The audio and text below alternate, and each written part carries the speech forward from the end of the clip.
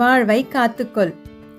அதிக வட்டியோடு லாபம் தரும் என்று கூறிய நிதி நிறுவனத்தின் விளம்பரத்தை பார்த்து இரு நண்பர்கள் பெரும் தொகையை முதலீடு செய்ய இருந்தனர்.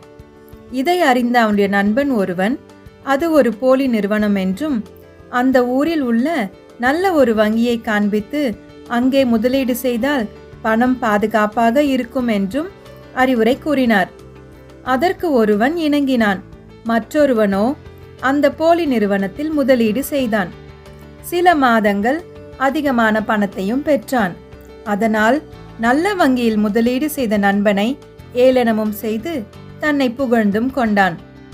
அதிக பணம் சேர்ந்தவுடன் அந்த போலி நிறுவனம் அதை மூடிவிட்டு தலைமறைவாகி விட்டனர்.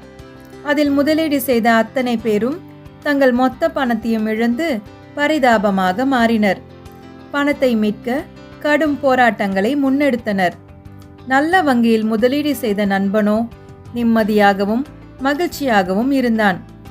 இதை போலவே நம் விலையேற பெற்ற வாழ்க்கையை இந்த போலி நிறுவனங்களைப் போல உள்ள உலக வழிபாடுகளில் மொத்தமாக தொலைத்து விடாமல் நல்ல வங்கியைப் போலுள்ள உண்மையான தெய்வமாகிய இயேசுவிடம் ஒப்படைத்து விடுவோம்.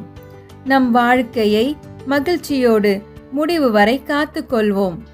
சிந்தனைக்கு, தேவன் தம்முடைய ஒரே பேரான குமாரனை விசுவாசிக்கிறவன் எவனோ அவன் கெட்டு போகாமல் நித்திய ஜீவனை அடையும் படிக்கு அவரை தந்தருளி இவ்வளவாய் உலகத்தில் அன்பு கூர்ந்தார். நான் அவரிடத்தில் ஒப்பு கொடுத்ததை அவர் அந்நாள் வரைக்கும் காத்து கொள்ள வல்லவராயிருக்கிறார் என்று நிச்சயித்தும் இருக்கிறேன். ஆமேன்.